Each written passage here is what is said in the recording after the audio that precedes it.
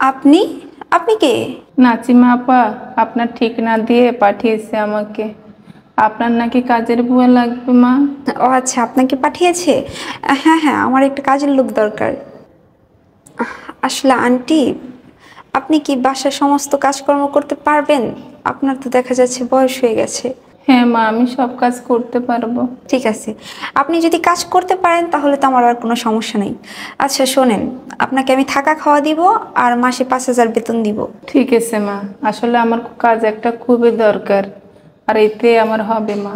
ও আচ্ছা, ঠিক আছে, তাহলে আপনি ভেতরে আসেন। আসেন। আচ্ছা আন্টি, আপনি কি ভেতরে বসেন, আমি গেটটা লাগিয়ে দিয়ে আসি। আচ্ছা মা।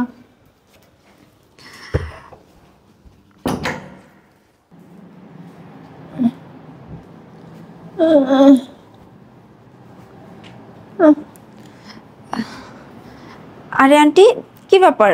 আপনি ফ্লোরে কেন বসে আছেন? সোফার উপর উঠে বসেন। মা আমি এখানে ঠিক আছে। আরে না আন্টি, কি বলছেন? আপনি সোফার উপর উঠে বসেন। আচ্ছা ঠিক আছে মা, তাহলে বসি।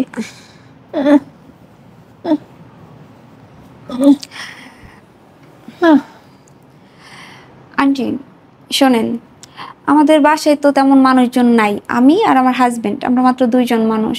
আহামরি কোনো কাজও নেই আমাদের বাসায়। ওই তো শুধু রান্নাবাড়া করবেন, আমাদের কাপড় চোপড়গুলো ধুবেন আর ঘর দুয়ার পরিষ্কার করে রাখবেন। ঠিক আছে মা, এগুলো আপনি আমার উপর সব ছেড়ে দেন, আমি সবগুলো করতে পারবো মা।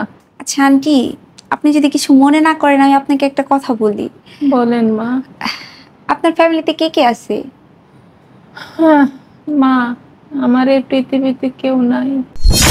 ও আচ্ছা, আপনার স্বামী সন্তান কেউ নেই? মা একদিন আমার সবই ছিল, স্বামী, সংসার, সন্তান। আজ আমি বড্ড একা। কি বলছেন আন্টি? কিছুই বুঝলাম না। একদিন আপনার সবই ছিল, স্বামী, সংসার, সন্তান, কিন্তু এখন তারা কোথায়? মা, স্বামী মারা গেছে অনেক আগে, সেই সম্বল ছিল একটা ছেলে, আর সেই সন্তানও আমার। আন্টি প্লিজ, আপনি কান্না করবেন না। কি হয়েছে সন্তানের আপনার? মারা গেছে? না না, এমন অলক্ষণীয় কথা বললেন না মা। তাহলে আপনার ছেলে কোথায়? আর আপনি এই বয়সে কেন মানুষের বাসায় কাজ করতেছেন? আমার ছেলে কোথায় আছে এখন আমি জানি না মা। আন্টি, তাহলে আপনার ছেলের হয়েছে কি? মা গো, আমার ছেলেটা হারিয়ে গেছে।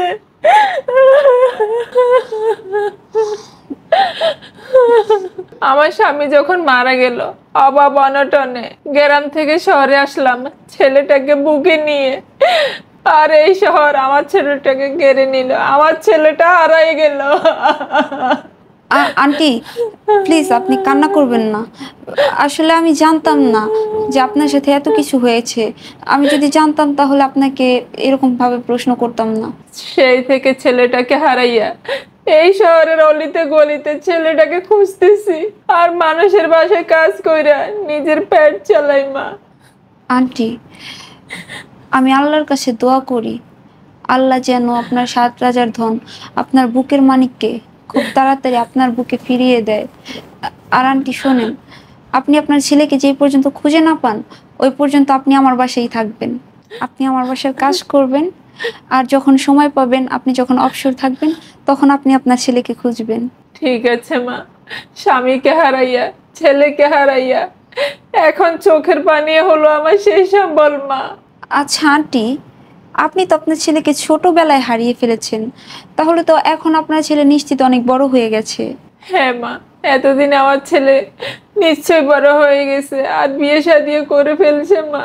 আচ্ছা, আপনার ছেলে যেহেতু বড় হয়ে গেছে, তাহলে তো এখন আপনি আপনার ছেলেকে দেখলে চিনবেন না।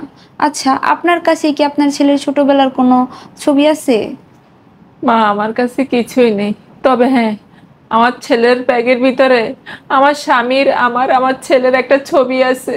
সেটা তো বুঝলাম আন্টি, ছবি তো আপনার ছেলের কাছে আছে, আপনার কাছে তো কোনো প্রমাণ নেই বা কোনো কিছু নেই। কথা হচ্ছে এত বড় শহরে আপনি আপনার ছেলেকে খুঁজে বের করবেন কিভাবে? মা আমার বিশ্বাস আছে, একদিন না হয় একদিন আমার ছেলেটাকে আমি ফিরে পাবোই। দোয়া করি আল্লাহ যেন আপনার মনের আশা পূরণ করে। নেহা, কে ডাকে মা? আসলে আন্টি আমার হাজবেন্ড ডাকছে। হ্যাঁ আসছি, ওই যে একটা বুয়া রাখছি তো, ওনার সাথে একটু কথা বলি। একটু ভিতরে আসো তো। আচ্ছা আন্টি, ও আমাকে ডাকছে, আমি একটু ওর সাথে কথা বলে আসি। হ্যাঁ আচ্ছা ঠিক আছে মা। আচ্ছা আপনি বসেন।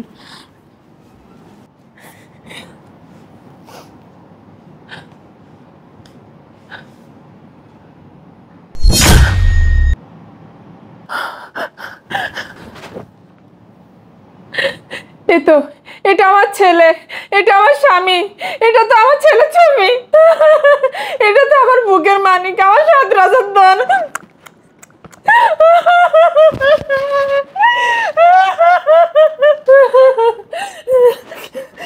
আমার ছেলেকে আমি পেয়ে গেছি, এই তো আমার ছেলে রুবেল, আমার ছেলে রুবেল। কি ব্যাপার আন্টি, আপনি কান্না করছেন কেন? মা, এই দেখো আমার ছেলে, এই যে আমার স্বামী, আমি, আমার ছেলে রুবেল। আরে আরে আন্টি, আপনি এসব কি বলছেন? এটা তো আমার স্বামীর ছোটবেলার ছবি, এইটা তো আমার শ্বশুরের ছবি, আর এটা আমার শাশুড়ি। তার মানে তুমি আমার ছেলের বউ? মা কি ব্যাপার, কি হইছে? তুই আমার ছেলে রুবেল না? মা, হ্যাঁ মা, আমি তোমার ছেলে রুবেল। মা, মা, তুমি কি এতদিন কোথায় ছিলে মা? বাবা রে, আমি তোকে কত না কত জায়গায় খুঁজেছি বাবা। মা, আমিও তোমাকে অনেক জায়গায় খুঁজছি, এমন কোনো জায়গা নাই যে তোমাকে না খুঁজছি মা। সে যে তোমাকে হারিয়ে ফেলছি, আর তো তোমাকে খুঁজে পাই নাই। আমি এত বছর পর মা তোমাকে আমি খুঁজে পাইছি মা। মা, তুমি ভালো আছো তো? বাবা এখন আমি ভালো আছি তোকে পেয়ে।